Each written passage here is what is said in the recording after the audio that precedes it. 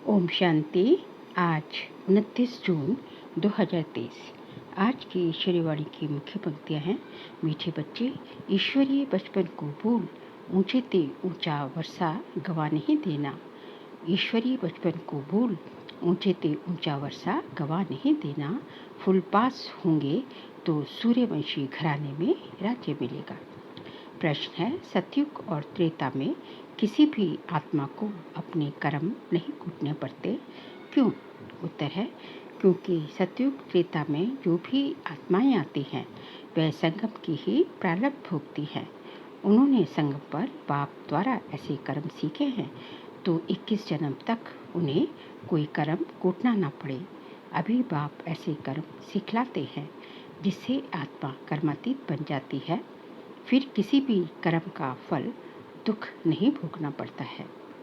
गीत है, बचपन के दिन भुला ना देना, आज हंसी कल रुला ना देना। ओम शांति। बच्चों ने मीठा मीठा गीत सुना। बेहद का बाप बच्चों प्रति समझा रहे हैं। परमपिता परमात्मा उसको ही कहा जाता है जो श्री श्री यानी श्रेष्ठ से श्रेष्ठ है। कहते भी हैं शिव भगवान वाच अथवा रुद्र भगवान वाच। रुद्र परमपिता परमात्मा को ही कहा जाता है। तो परमपिता परमात्मा इस शरीर द्वारा अपने बच्चों को समझा रहे हैं। ऐसे और कोई मनुष्य, साधु, संत आदि नहीं कहेंगे कि तुम आत्मा हो। तुम्हारा परमपिता इस मुख कमल से बोल रहा है। कहते हैं गौमुख। अब पानी की तो कोई बात नहीं। बाप है ज्ञान का सागर। श्री श्री 108 रुद्रमाला या शिवमाला है ना। तो पहले ये पक्का निश्चय करो कि बाबा हम आत्माओं को पढ़ाते हैं। आत्मा ही संस्कार ले जाती है, आत्मा ही पढ़ती है। और किस द्वारा आत्मा खुद कहती है, मैं एक शरीर छोड़ दूसरा लेती हूँ। भिन्न भिन्न नाम रूप देश काल। सतयुग में पुनर्जन्म लेता हूँ तो नाम रूप बदल जाता है। ये आत्मा बोलती है। सतयुग में हूँ तो पुनर्जन्म भी सतयुग में होता है।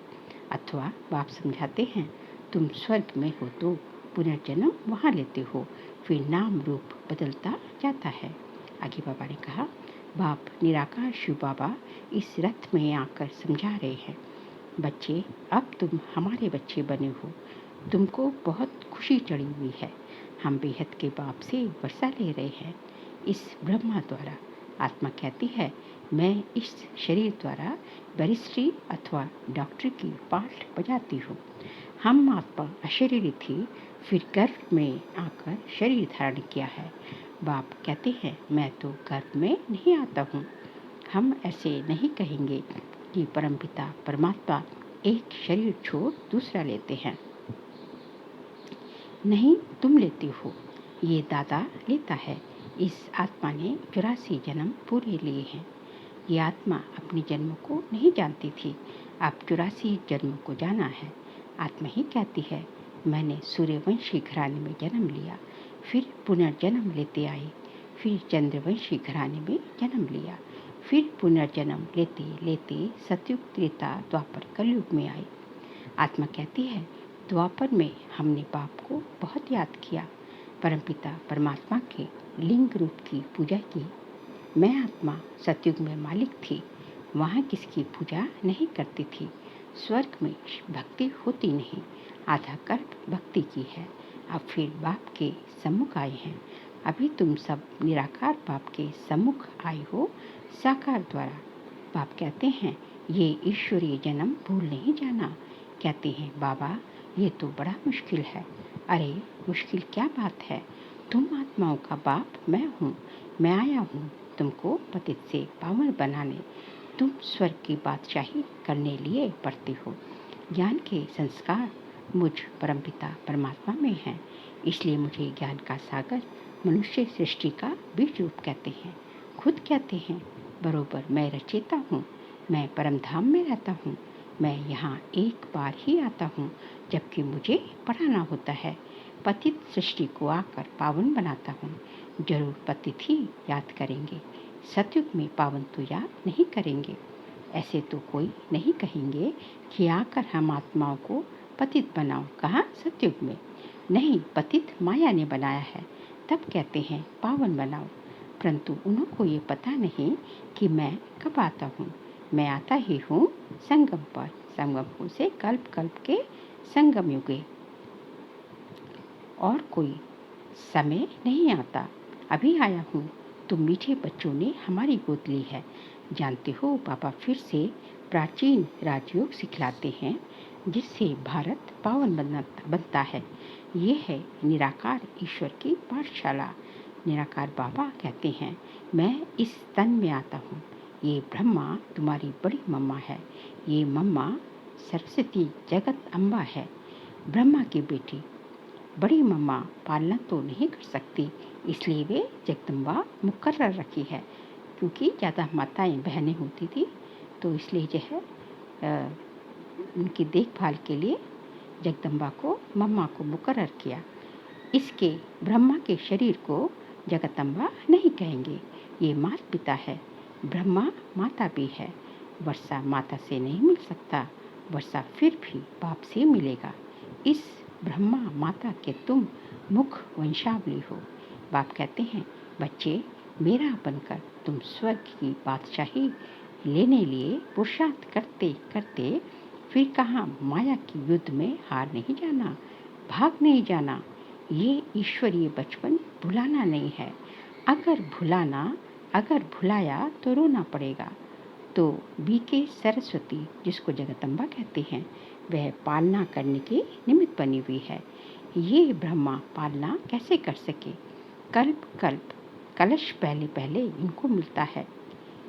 पहले इनके कान सुनते हैं, फिर जगदम्बा है। पहले ब्रह्मा के कान सुनते हैं, फिर जगदम्बा है संभालने के लिए। अब बाप कहते हैं, मैं संगम युग पर आता हूँ तुमको वापस ले जाने। जैसे धर्माऊ मास, जिसको पुरुषोत्तम मास कहते हैं ना, वैसे ये भी पुरुषोत्तम युग है, जहाँ उत्तम से उत्तम पुरुष बनना होता है। पुरुषोत्तम माना उत्तम से उत्तम पुरुष कौन है? ये श्री लक्ष्मी नारायण। ये नर नारी ऊंचते ऊंच कैसे और किस द्वारा बने? आप कहते हैं, मेरे द्वारा बने। मेरा नाम भी है श्री श्री, श्रेष्ठ से श्रेष्ठ। ऐसा श्री नारायण जैसा मनुष्य मैं बनाता हूँ, पतितों को पावन बनाता हूँ, जिससे फिर ऐसे लक्ष्मी नारायण पुरुषोत्तम और पुरुषोत्तमनी बनते हैं। बाप कहते हैं, बच्चे देह सहित देह के जो भी संबंध हैं सबको भूलते जाओ, मुझ एक के साथ योग लगाओ। तुम कहते हो हम बाप के बच्चे बने हैं, बाप के स्थापन किए हुए स्वर्ग के हम मालिक बने हैं। बाबा कहते हैं, माँ में कम याद करो। ये है आत्मा की अथवा बुद्धि की यात्रा। धारणा सब आत्मा को करनी है, शरीर तो जड़ है। आत्मा की प्रवेशता से ये चैतन्य बनता है। आगे बाबा ने कहा, तो बाप समझाते हैं, लाडले बच्चे, ये याद की मंजिल बड़ी लंबी है।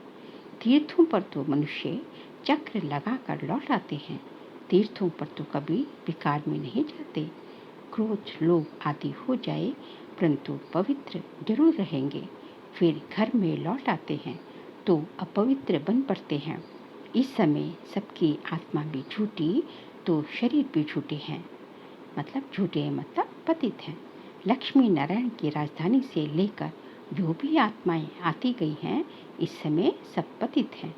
सतयुग में बेहद का सुख शांति पवित्रता रहती है। कलयुग में तीनों नहीं है। घर घर में दुख अशांति है। कोई कोई घर में तो इतनी अशांति होती है जैसे नरक है। आपस में बहुत लड़ते झगड़ते रहते हैं। तो बाप कहते हैं, ये बचपन भुलाना नहीं। अगर भूले तो ऊंचते ऊंच वर्षा गवा देंगे। ज्ञान का बचपन भुला दिया, फरगति दे दी तो अधम गति को पाएंगे। अगर श्रीमत पर चलेंगे तो श्रेष्ठ श्री लक्ष्मी नारायण बनेंगे। फिर तेता में 2 कला कम हो गई, इसलिए उनको क्षत्रियपन की निशानी दे दी है। ऐसे नहीं, वहाँ कोई राम रावण की लड़ाई लगी। जो माया पर जीत पाते हैं वे देवता वर्ण में जाते हैं। पूरे मार्क्स हैं 100। सूर्यवंशी नंबर 1 जो गद्दी पर बैठेंगे, थोड़े कम मार्क्स होंगे तो सेकंड नंबर। 33% मार्क्स के नीचे आ जाते हैं तो राज्य पीछे मिलता है। सूर्यवंशी का पूरा हो फिर चंद्रवंशी का चलता है। सूर्यवंशी फिर चंद्रवंशी बन जाते हैं। सूर्यवंशी राजधानी पास्ट हो गई। ड्रामा को भी समझना है। सतयुग के बाद त्रेता सतो प्रधान से सतो हो जाते हैं, खाद पड़ती जाती है। पहले गोल्डन, फिर सिल्वर, फिर कॉपर, फिर आयरन। अब तुम्हारी आत्मा में खाद पड़ी हुई है, आत्मा की ज्योति बुझाई हुई है। पत्थर बुद्धि बन पड़े हैं, आत्मा की ज्योति बुझी हुई है। बाप फिर पारस बुद्धि, पत्थर बुद्धि को पारस बुद्धि बनाते हैं। कहते हैं आत्माएं चलते फिरते कोई भी काम करते बाप को याद करो। 8 घंटा तो पांडव गवर्नमेंट को मदद करो। अभी तुम आसुरी कुल से ईश्वरीय कुल में आए हो। फिर अगर आसुरी कुल में गए अथवा उनको याद किया तो विकर्म विनाश नहीं होंगे। मेहनत सारी इसमें है, नहीं तो अंत में बहुत रोना पछताना पड़ेगा। पापों का बोझा रह जाता है तो फिर तुम्हारे लिए ट्रिब्यूनल बैठती है, साक्षात्कार कराते हैं। तुमने फलाने जन्म में ये किया। काशी कलवट में भी साक्षात्कार करा के सजा देते हैं। यहाँ भी साक्षात्कार कराए। धर्मराज कहेंगे देखो बाप तुमको इस ब्रह्मा तन से पढ़ाता था, तुमको इतना सिखलाया, फिर भी तुमने ये पाप किए। न सिर्फ इस जन्म के परंतु जन्म जन्मांतर के पापों का साक्षात्कार कराएंगे। टाइम बहुत लगता है, जैसे कि बहुत जन्म सजा खा रहा हूँ। फिर बहुत पछताएंगे, रोएंगे, परंतु हो क्या सकता है, बाबा कहते खून के आंसू रोएंगे। इसलिए पहले से बता देता हूँ, नाम बदनाम किया तो बहुत सजा खानी पड़ेगी। इसलिए बच्चे मुझ अपने सतगुरु के निंदक मत बनना, नहीं तो सजाएं भी खाएंगे और पद भी कम हो जाएगा। तुम्हारा सत बाबा, सत टीचर, सतगुरु एक ही है।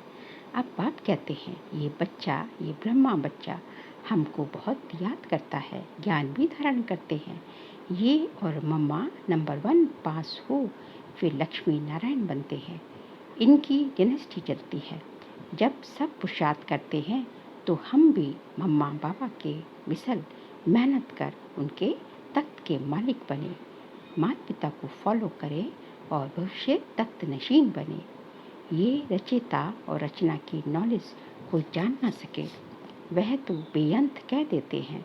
हम नहीं जानते, नास्तिक है।